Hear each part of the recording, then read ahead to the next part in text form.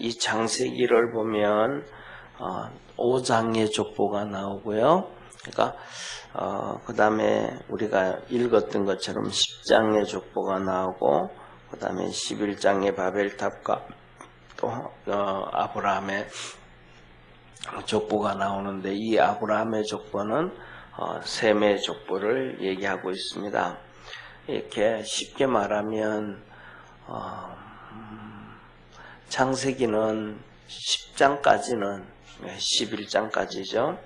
11장까지는 타락을 계속해서 얘기하고 있습니다. 1장, 2장은 하나님이 천지를 창조하신 것 우리가 너무 잘 알고, 그 다음에 3장에는 아담과 하와의 타락, 4장에는 가인의 타락, 그 다음에 5장에는 족보, 그 다음에 6장에는 전 세계 모든 사람들, 이 땅에 있는 모든 사람들의 타락. 그래서 노아가 홍수로 방주를 만들죠. 그래서 그 회복되어지는 것, 노아의 방주부터 심판에 관련돼서 6장, 7장, 8장, 9장까지. 그리고 그 다음에 또 되어지면 9장으로 넘어가면 또 중요한 건 그렇게 구원을 받은 노아의 타락이 또 나와요. 그냥 포도주 먹고 또 자식들 또 저주하고 하는 노아의 타락. 하나님이 아셨는 것 같아요. 또 노아가 그렇게 타락할 것도, 타락하기 전에는 의로운 사람이고 하나님 앞에서 은혜를 입고 완전한 자라 그랬는데, 또 하나님이 타락하실 걸 아셨는지 하신 말씀이 내가 더 이상 물로는 심판하지 않겠다 하시면서 또 약속을 해주시잖아요. 그런 거 보면 어쩌면 하나님이 또 노아의 타락도 아셨는 것 같아요.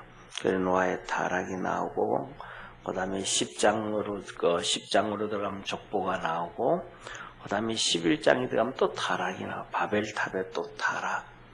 이렇게 다 타락이 되어져 나와요.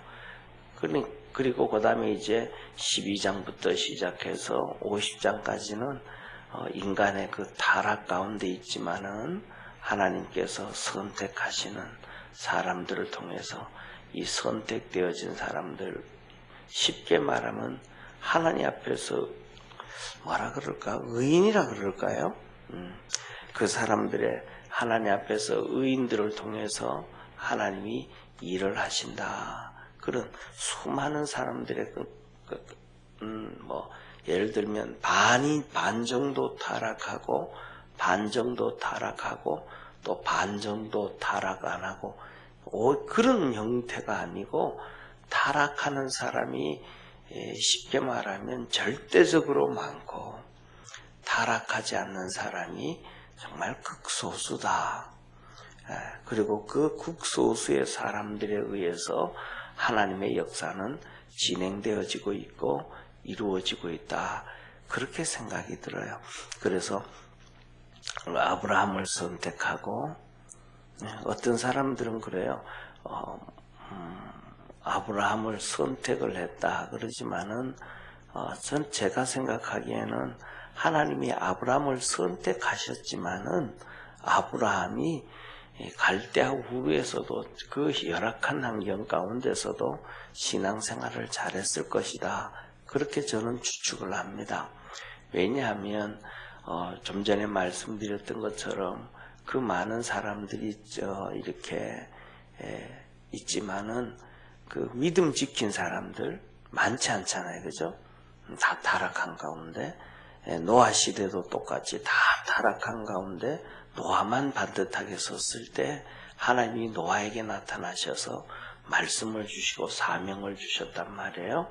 그런 거 보면 갈대아 우리에 있는 아브라함을 만나셔서 너 친척 본토 아버지 집을 떠나라 하면서 복을 주셨다라는 것은 아브라함이 그냥 세상 사람들하고 다 똑같이 타락하고 죄짓고 그 가운데 있을 때 만나셔서 복을 주게 그러지는 않으셨다라지 않았을까.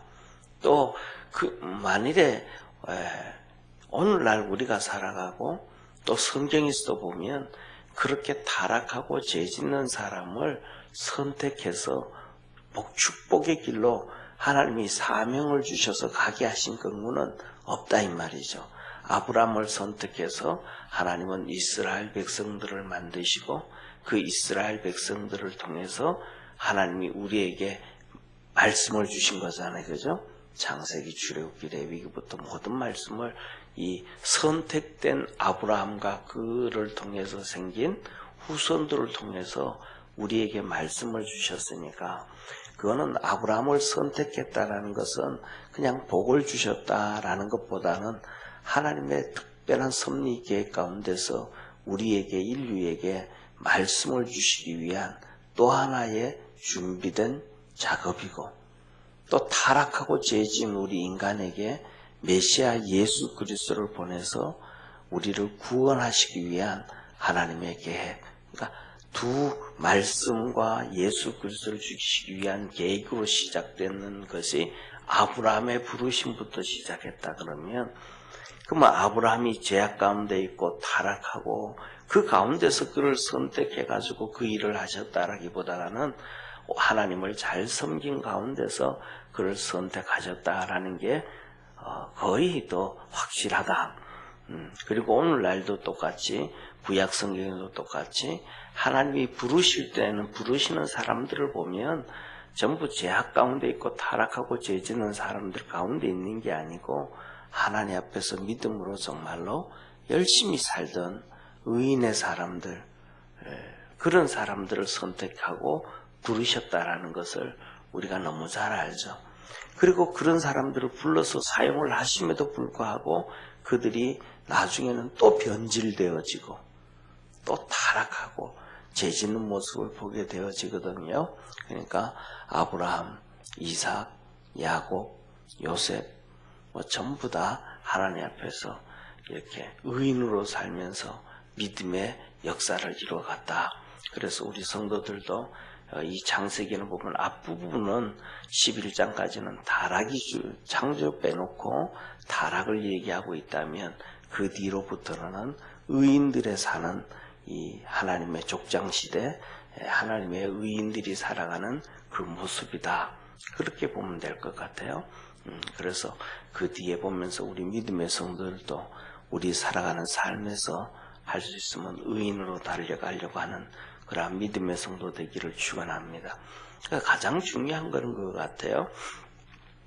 가장 중요한 거는 뭐냐 하면 좀 전에 말씀드렸던 것처럼 타락하고 죄 짓는 사람들이 워낙 세상에서도 절대 다수고 또 믿는 사람들 가운데 상당히 많기 때문에 그냥 하나님 앞에서 믿음으로 달려가는 이렇게 좀 뭐라 그럴까 시야를 좀 좁게 해서 가는 게 좋지 않는가 이렇게 생각이 들어요. 하나님이 사람을 만들었는데 남자와 여자를 이렇게 다르게 만드셨대요. 얼마나 다르게 만드셨냐면 똑같이 두 눈을 가지고 있으면서도 보는 시야가 다르대요. 그래서 남자와 여자를 만드셨는데 일반적으로 남자는 이렇게 앞을 봐도 좀 좁게 본대요. 좁고 멀리 목적 지향성을 향해서 멀리 본대요. 그리고 여자는 좀 짧고 전체적으로 넓게 본대요. 짧고 넓게 본대요. 그래서 두 가지를 예를 들어보면 이런 경우래요. 운전을 하는데 운전을 이렇게 하다 보면 남자들은 운전을 해도 쉽게 한대요. 그런데 여자들은 운전을 배울 때 할 때 쉽게 못한다라는 거예요. 왜냐하면 너 10% 많이 보니까 옆에 차들이 막 들어올 것 같아. 오른쪽에서도 들어오고 왼쪽에서도 들어오고 막 그러니까 운전하는데도 남편이 운전하면 30년 운전했는데도 옆에 타가지고 막 차 들어온다고 막 뭐라 그러잖아요. 이게 여자들의 관점이래요. 그러니까 자꾸 뭐가 들어올 것 같고 막 전체가 다 보여서 그렇대. 그런데 남자는 그냥 앞에 멀리를 보니까 어디야 들어오면 들어올 때 그때 보지 뭐 하고 그냥 쭉 간대. 그만큼 관점이 다르대요. 그래서 그 다음에 두 번째로 그런 관점, 그 다음에 남자 여자 삶의 현실을 볼 때는 남자들이 이렇게 예를 들면 사기를 당하고 사업을 하고 할 때 실패하는 경우가 여자들보다 남자들이 훨씬 많이 하잖아요. 왜냐하면 목적 지향만 보니까 그래? 그러면 되겠네 하고 그냥 사인해 주는 거예요. 야, 나 이렇게 해서 돈이 이 정도 필요한데 이것만 해결되면 다 잘 될 것 같아요. 그럼 목적 지향이니까 잘 되겠네 그런다라는 거예요. 근데 여자들은 목적 지향이 아니고 주위를 이렇게 살피니까 그런데 이 문제도 있을 것이고 이 문제도 있을 것이고 이 문제는 어떻게 할 건데 그런 얘기를 한다는 거예요. 보는 관점이 여자들은 이렇게 많이 보고 남자들은 좁고 길게 본다라는 거예요. 이런 것처럼 이렇게 다르게 하나님이 남자와 여자를 이렇게 창조를 하셨다라는 거예요. 그러니까 이런 것을 보면서도 뭐냐면 우리가 살아가면서 이렇게 성경을 보고 뭐 신앙생활 하면서도 이렇게 좀 자세히 볼 수 있고 그렇게 믿음으로 달려갈 수 있는 그러한 우리 성도가 되어지기를 주의 이름으로 축원합니다. 그래서 뭐냐면 좀 전에 말씀드렸던 것처럼 좀 좁게 보고 가자. 옆에를 많이 보다가 보면 우리가 신앙생활 참 잘하기 어려워요. 이 사람은 이렇게 살고 저 사람은 저렇게 살고 이 사람은 이렇게 신앙생활하고 저 사람은 저렇게 신앙생활하는데 그냥 우리가 신앙생활함에 있어서는 앞에 계신 예수님 십자가만 바라보고 좁게 좀 신앙생활하고 그냥 주님만 바라보고 달려갈 수 있는 그러한 성도가 되기를 바랍니다. 자꾸 옆을 많이 보다 보면 이런 뭐라 그럴까 불평이 나오고 원망이 나오고 그렇게 되잖아요. 이스라엘 백성들도 자꾸 옆을 보려고 하다 보니까 출애굽을 했는데 그냥 출애굽을 했으면 가나안 땅 하나님이 주시고 온다 약속해 주신 축복의 땅 가나안 땅만 바라보고 가면 되잖아요. 그죠? 좀 힘들고 어려워도. 그런데 자꾸 이것저것 많이 보는 거예요. 애굽 생활에서 하던 그것도 보고 맛있게 먹던 것도 생각하고 뭐 이것저것 자꾸 보다 보니까 우리가 불평이 생기거든요. 그런데 앞만 보고 가면 쉽다 하는 것처럼 좀 전에 아까 말씀드렸던 것처럼 운전할 때도 똑같이 그냥 여기 옆이 들어올 것 같고 그거 보지 말고 앞을 보라보면 운전 되거든요. 그러니까 주님만 바라보고 좀 좁게 그렇게 많이 세상 것 보지 말고 신앙생활하는 성도 됐으면 좋겠습니다. 왜냐하면 오늘 이 족보에 보면 이렇게 나와요. 자 보세요. 5장은 아담부터 시작한 족보예요. 노아까지 족보예요. 그 다음에 9장은 노아의 족보예요. 9장은 오늘 여기는 10장은 노아와 노아의 세 아들 셈, 함, 야벳이잖아요. 셈, 함, 야벳인데 이제 이 세 아들의 족보를 나와요. 그 다음에 두 번째로 오늘 나오는 이 11장 10절에서부터 26절까지 있는 족보는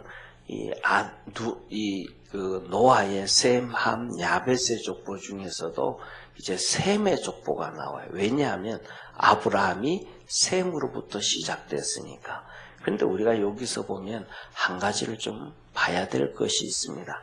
뭘 봐야 되냐면 뭐 성경을 우리가 새벽에 보면서 또 족보를 읽으면서 다 우리 성도들이 이렇게 캐치했던 것이겠지만은 한번 보세요. 우리 5장 한번 보시죠. 족보를 한번 보시기를 바랍니다.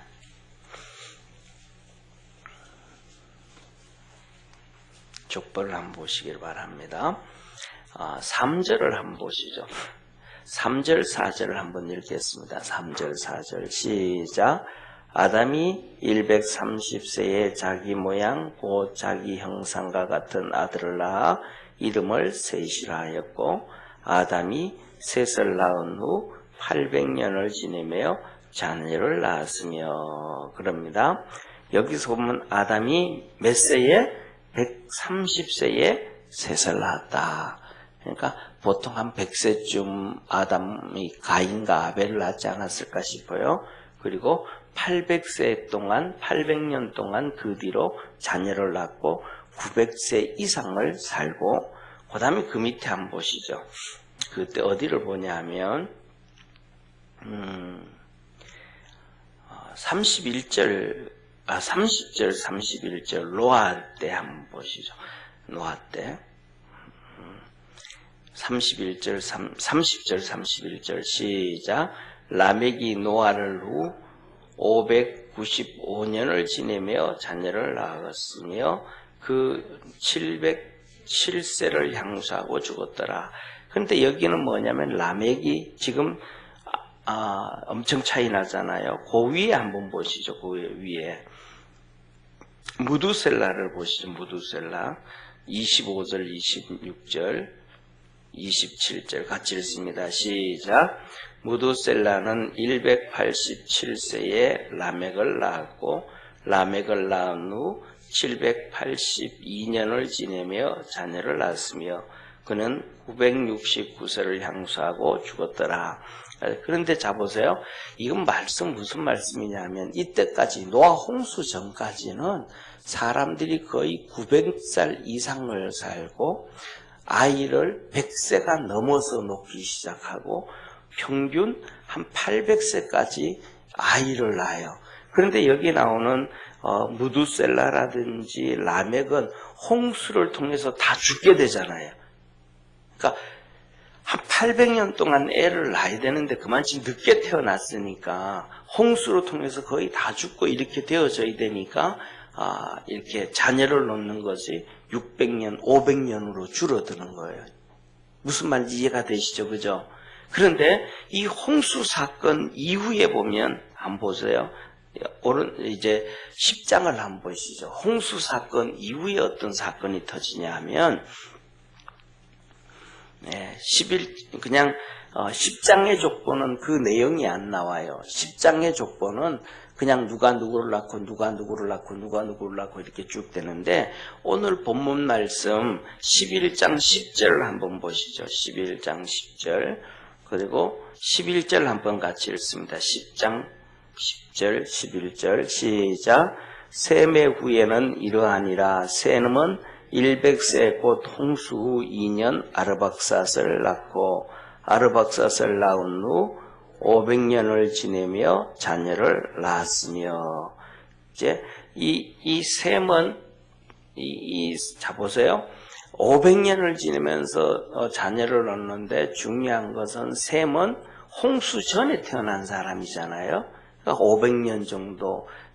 그런데 그 뒤에 이제 홍수 이후에 태어난 사람들은 보세요. 아르박삿은 12절 한번 보시죠. 12절.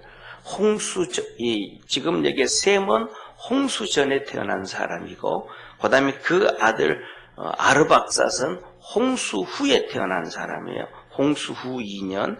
자, 보세요. 같이 읽습니다. 12절, 13절 시작. 아르박삿은 35세에 셀라를 낳았고, 셀라를 낳은 후 403년을 지내며 자녀를 낳았고, 그 밑에도 똑같아요. 셀라도 30세에 에벨을 낳고 에벨을 낳은 후 400년을 지내고 에벨은 또 34세에 벨렉을 낳고 벨렉을 낳은 후 430년을 지내고 자, 그 다음에 거기에 벨렉이라는 단어가 중요해요. 나중에 한번 이렇게 표시가 되어질 때면 여러분 볼펜 가지고 할 때 이 벨렉이라는 단어의 동그라미를 좀 하고 그 위에 아르박삿이라는 단어의 동그라미를 좀 하면 지난번 우리 새벽 예배 때 말씀드렸던 것처럼 25절에 보면 10장 25절에요. 벨렉을 낳은 후 땅이 갈라졌다 그랬잖아요. 그죠?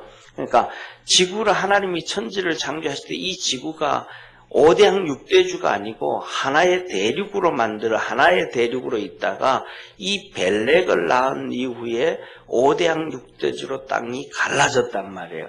이 땅이 갈라지고 난 다음에 사람들의 수명이 또 달라져요.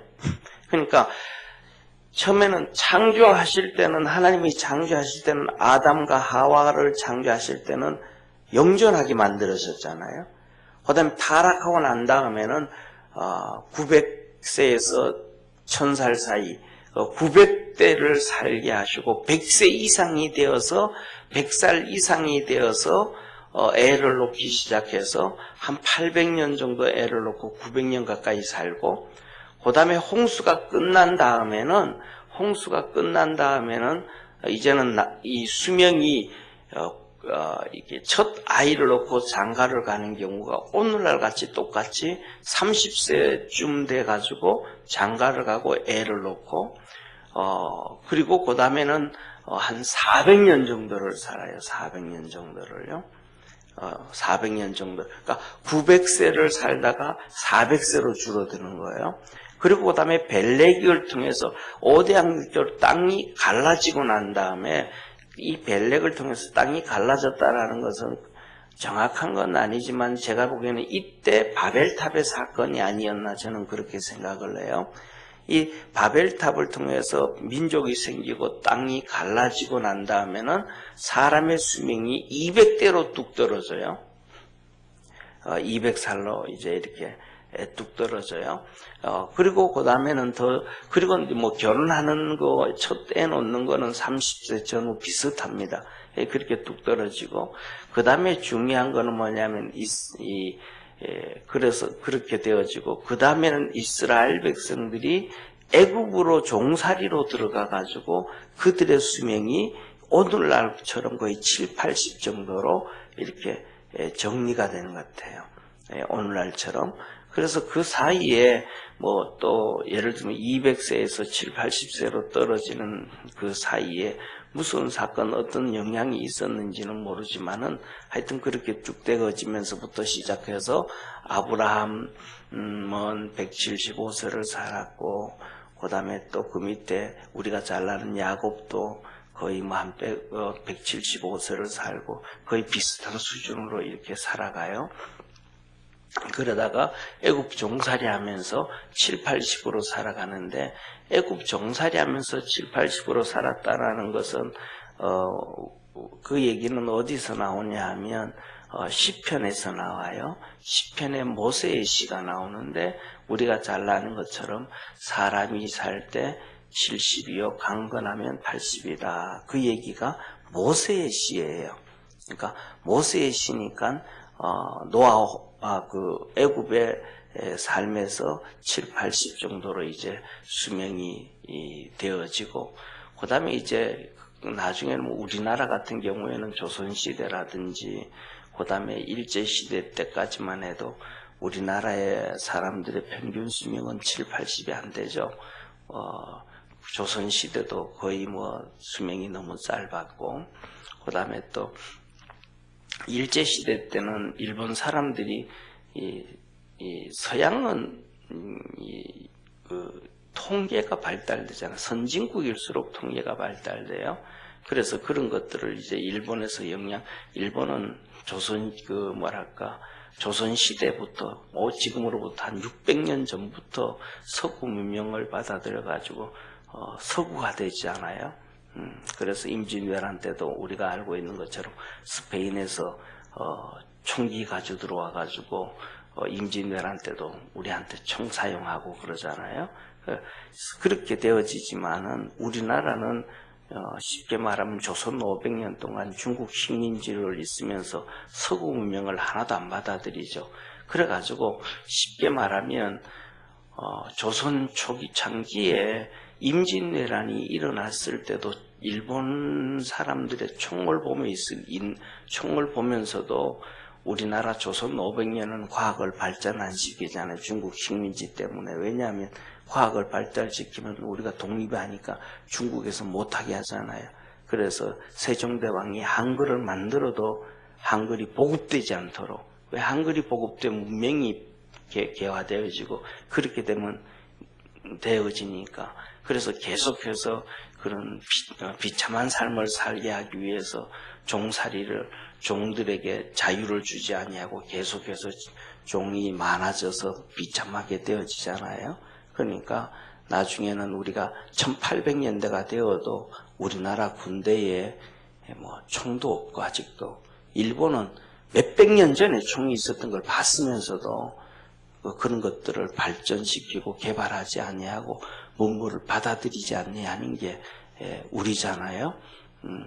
그래서 이 문물을 받아들이지 아니하니까 당연히 의지하는 약은 한약밖에 없고, 그 다음에 요새야 이제 예방주사가 많지만 그런 게 아니니까 무슨 유행병이 오면 사람 다 죽게 되어지고, 그러니까 이런 조선시대도 그렇고, 그래서 일제시대 때 35년, 36년 요때를 기점으로 해가지고 한국 사람들의 평균 수명이 36이었어요. 36세. 그러니까 우리가 이제 조선 역사를 보면서 임금들이 70이 넘어가고 80이 넘어가면 정말로 장수하고 대단한 거예요. 네, 정말로 대단한 거. 그래서 그 이때는 한갑이라고 해가지고 엄청나게 잔치를 크게 했잖아요. 살지 못하니까 그런 상황이 터졌는데, 그만쯤 이렇게 쭉 되어졌는데, 이렇게 서양에서는 7, 80 정도가 그때부터 모세부터 시작해서 정착이 되어졌다, 그런 생각이 들어요. 그래서 가장 중요한 거는 뭐냐면 사람의 수명이 한 번씩 푹 떨어지고, 그 다음에 오다가 또 한 번 떨어지고, 오다가 또 한 번 떨어지고, 이것은 항상 뭐냐면 사람의 죄와 연관이 있었다, 그렇게 봐야죠. 에덴 동산에서 죄로 이제 죽게 되어졌고, 그 다음에 노아 홍수로 인해서 500세 정도로 또 되어졌고, 바벨탑을 통해서 세상이 갈라지고 땅이 갈라지면서 200서 이하로 떨어졌고, 그 다음에 또 애굽으로 내려가서 그렇게 살면서 이제 7, 80으로 이렇게 뚝 떨어지고.